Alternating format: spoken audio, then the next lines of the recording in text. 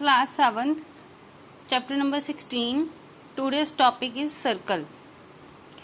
In day to day life आप बहुत सारे ऐसे शेप्स देखते हैं जो सर्कल शेप होती हैं, जैसे व्हील्स, कॉइन्स, बैंगल्स, रिंग्स, चपाती एक्सेट्रा।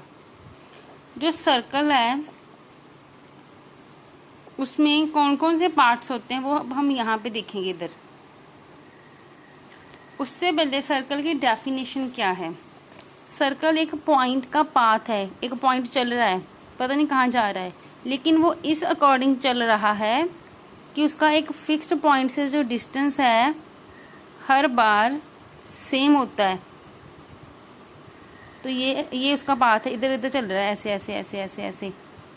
तो ये सर्कल शेप होगी कि पॉइंट ऑफ पाथ, एक point, path of A point, किसी एक पाथ, पॉइंट का पाथ है जो ऐसे चल रहा है कि उसका एक फिक्स्ड पॉइंट से जो डिस्टेंस है हर बार उतना ही रहता है, फिर वो सर्कल शेप में आ जाता है।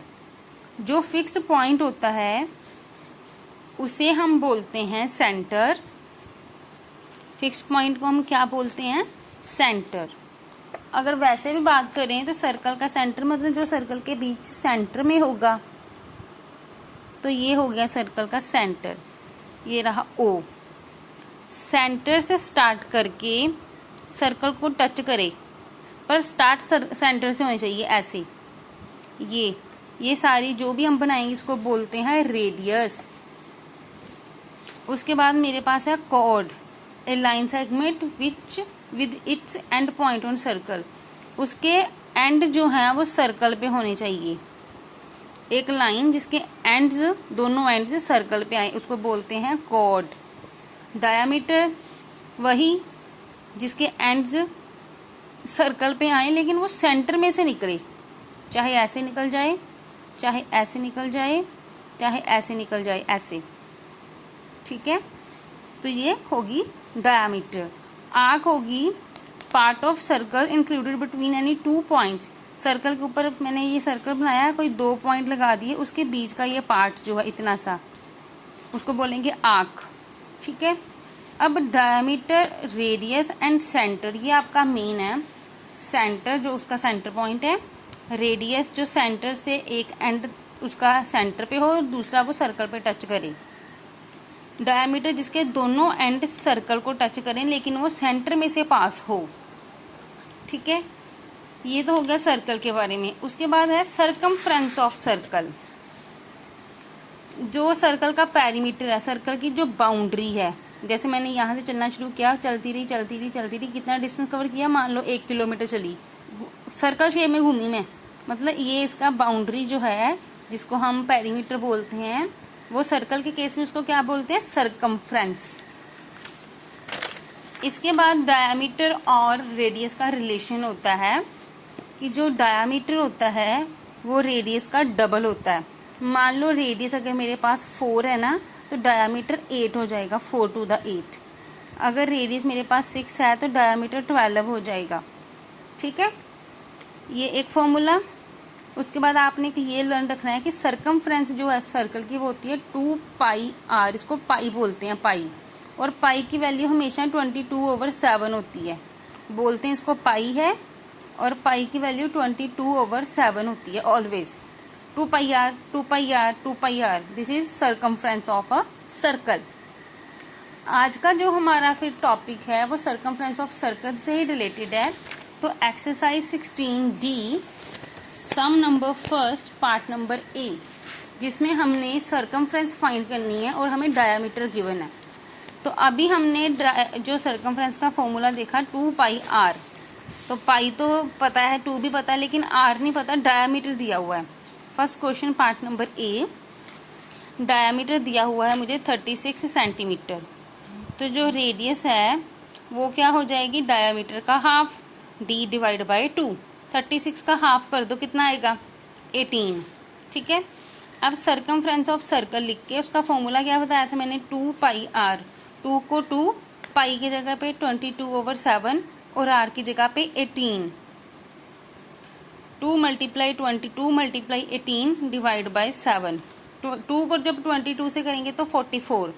अब आप लोगों ने क्या करना है कि 44 और 18 को मल्टीप्लाई करके जो भी आंसर आएगा यहाँ पे लिख देना है, नीचे 7 डाल देना है उसके, यहाँ पे आंसर लिख देना मल्टीप्लाई करने के बाद।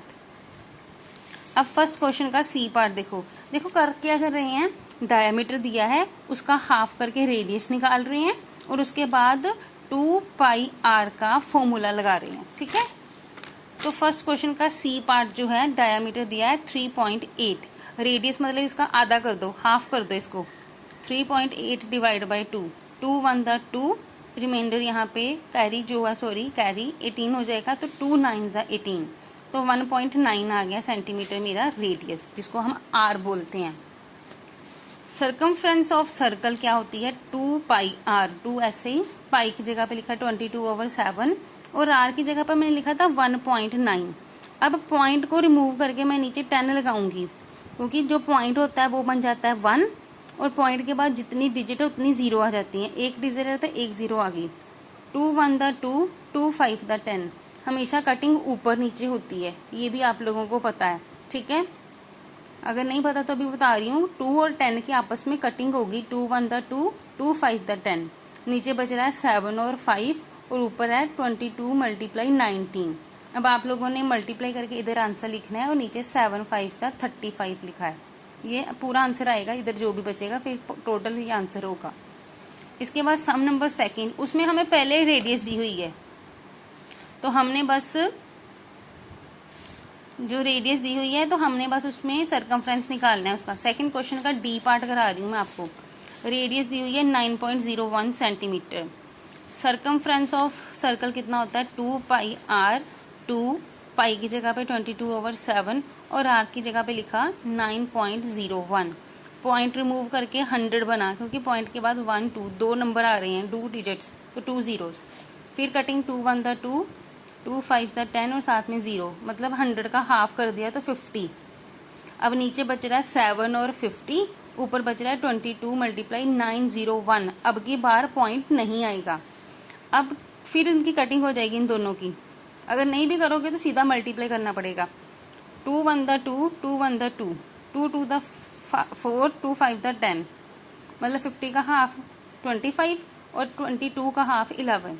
अब ऊपर बच रहे हैं 11 एंड 901 और नीचे बच रहा है 725, 7 को 25 से मल्टीप्लाई करके 175 मैंने लिख दिया है।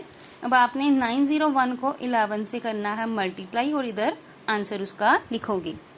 Next question number third, part number ए। अब मुझे ना जो सरकमफ्रेंस है वो पहले दे दी है, मतलब 2 पाई आर होती है ना वैसे सरकमफ्रेंस, ये पहले बता दी कि ये 44 है थर्ड के ए पार्ट में, लेकिन आर नहीं पता कितनी है, वो मैंने फाइंड करनी है इस क्वेश्चन में। ठीक है, ध्यान से समझना ये क्वेश्चन। पहले मैंने लिखा सरकमफ्रेंस, फुल नहीं लिखा, हाफ में लिख दिया है, सरकमफ्रेंस ऑफ सर्कल 44 गिवन थी, लेकिन फॉर्मूला क्या होता है उसका, 2 पाई आर दे दिया, इसका मतलब 44, 2 की वैल्यू भी लिखी, पाई की मुझे पता है ऑलवेज 22/7 और आर को आर ही रहने दिया, 44 को ऐसे ही रहने दिया।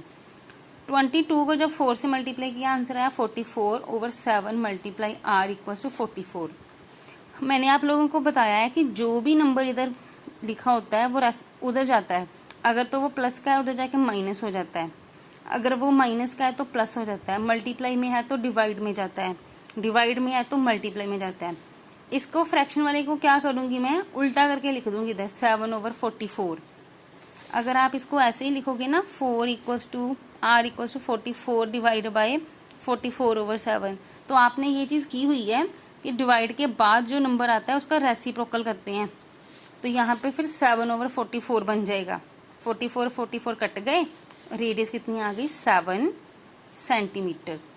ऐसे आपने थर्ड के जो बाकी पार्ट्स हैं वो करने हैं, जिसमें सरकमफ्रेंस दी हुई है, रेडियस फाइंड करनी है, ये वाला फॉर्मूला लगा के जितना भी नंबर यहाँ पे बनेगा उसे उस तरफ लेके जाना है और उसकी कटिंग वगैरह करनी है। ठीक है।